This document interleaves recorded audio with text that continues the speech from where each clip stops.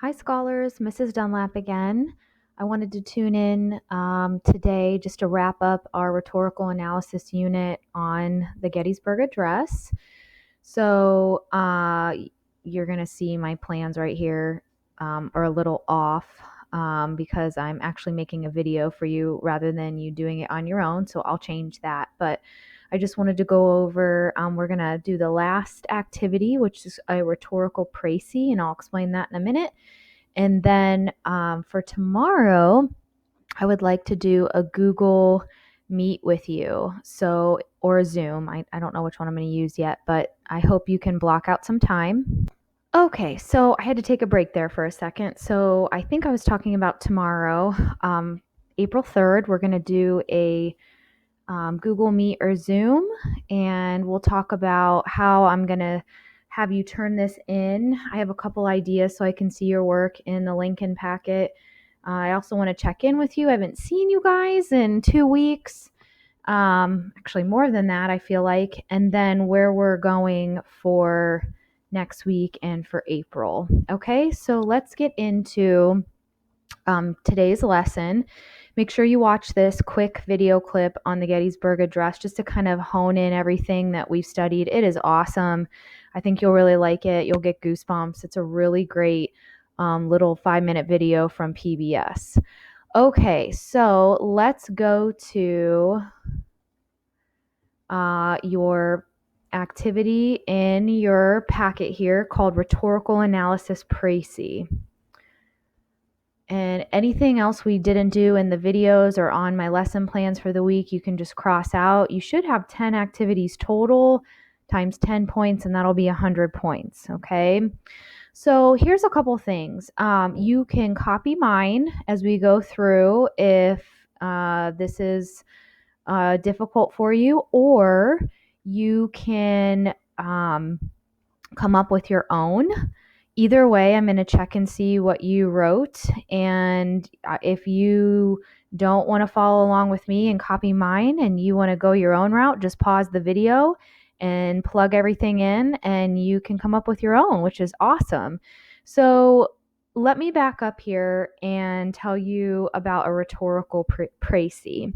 So in college, instead of writing a research paper, I know this is becoming more popular, so that's why I wanted you guys to dip your toes in this. Your professor might have you write a rhetorical analysis, which is not where you go and collect 5 to 8 sources and cite them in your paper with an argumentative thesis. A rhetorical analysis is when you are analyzing a speech, something that is nonfiction, a text, and you're looking for all these devices that we've talked about this week and talking about the devices and the author in the text rather than trying to prove a claim about an argumentative topic, okay, like, I don't know, climate change or legalization of marijuana or death with dignity. I'm trying to think of topics my students have done before. But anyway, so look at the definition here or the directions. It says a rhetorical précis is similar to a summary, but it is less neutral and contains rhetorical analysis. A rhetorical précis is a brief representation of what a text both says and does. Okay, so long story short, if you were to write a rhetorical analysis, every rhetorical analysis begins with the précis, and the précis is basically the first paragraph. It could extend into 2 paragraphs, but it's normally the first thing you see in a rhetorical analysis paper. And then after you start with the précis, you go into your body paragraphs and your conclusion.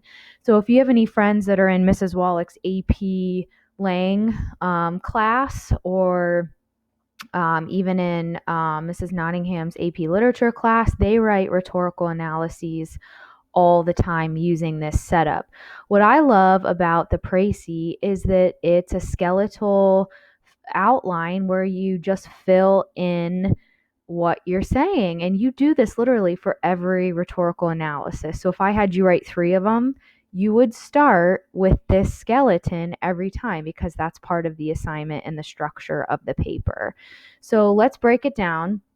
So in a rhetorical analysis précis, the first sentence is always the name of the author, genre, title of the work, a rhetorically strong verb, and a that clause containing the major assertion or thesis in the text.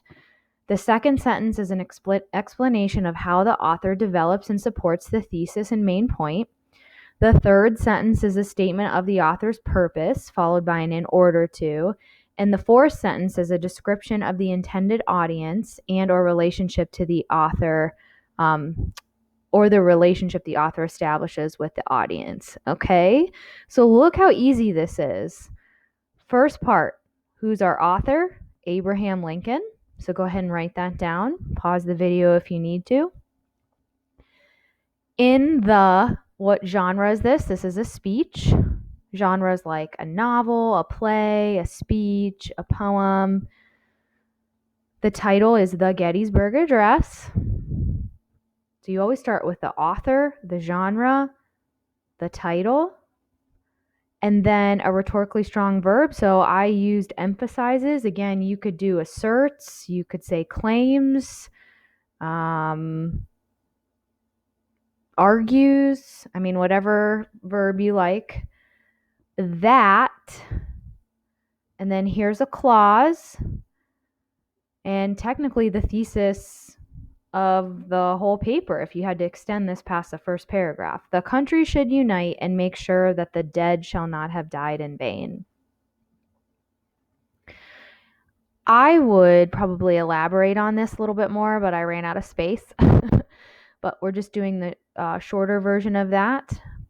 But overall, if you listen to his speech, the underlying message is that we should unite, continue this war to fight for all men's equality and freedom, and also so that these men who fought for us here shall not have died in vain.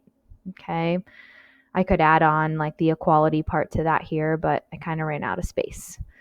So look at sentence 2, an explanation of how the author develops and supports the thesis. So he, or you could say Lincoln, supports his assertions, which means points or claims, by reminding the American people of the ideals in which the nation was born, because he starts his speech that way, how our nation was birthed by our founding fathers, right?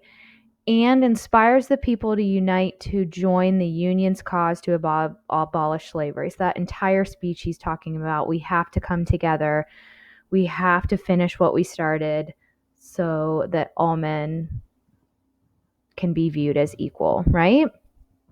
And then look at the rest here, the next skeleton. The author's purpose is to inspire the citizens of America in order to make sure the fight for equality continues. And then the last part of the skeleton is the author writes in a reflective tone, because in a rhetorical analysis, you would talk about the tone. Remember all of these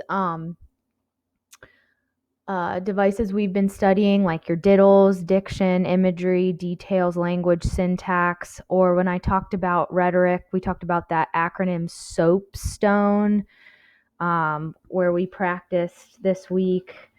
We identified in that rhetorical triangle, I think that was yesterday, speaker, context, occasion, purpose, subject, and then tone, that SOAPstone acronym, what all those stand for. So the author writes in a reflective tone. Remember, the tone's the author's attitude. He does reflect on what's going on in the country. So it's not what you feel, although sometimes the tone and the mood can be the same. It's what Lincoln is feeling as he's giving this speech. It's very reflective. He writes in a reflective tone for people who are concerned about the war and their future.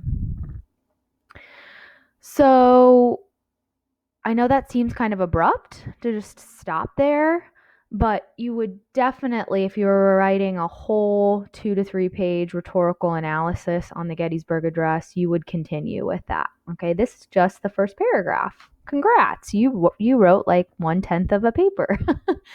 But I wanted you to see how this works, and then you would continue your ideas in the paper, obviously using textual evidence from the speech, quotes for support, and then you'd conclude your thoughts on everything. And you guys have written so much this week. Gosh, if I said, hey, write a 2 page paper on this, you could basically take your notes right now from all the activities that we did and do that, okay? But Merry Christmas. I'm not going to have you do that. We're not going to write a rhetorical analysis, but we will be starting a paper next week or in the next couple weeks here. Okay, I'll explain that later on. All right, so no worries yet or at all. So let me read this to you one last time. Check your work and you'll see how it all flows together. Okay. Abraham Lincoln, in this speech, the Gettysburg Address, emphasizes that the country should unite and make sure that the dead shall not have died in vain. He supports his assertions by reminding the American people of the ideals in which the nation was born and inspires the people to unite to join the Union's cause to abolish slavery. The author's purpose is to inspire the citizens of America in order to make sure the fight for equality continues. The author writes in a reflective tone for people who are concerned about the war and their future. Okay, great paragraph. Again, you can use my ideas or you can make them your own, whatever you'd like to do. Change this up a little bit. And obviously, if we were writing a whole rhetorical analysis, this would continue on. This is just practice to get that first paragraph done. Okay, great working with you. I know this was a tedious activity. If we were in school, it would have taken half the time, but I'm being mindful of your time, and I hope you felt this was productive, good writing practice. This is definitely college level work, what they're doing at the college now with rhetorical analysis. So I wanted you to get some experience with that. And we'll be moving on to more writing assignments soon. Okay? All right, folks, have a great day.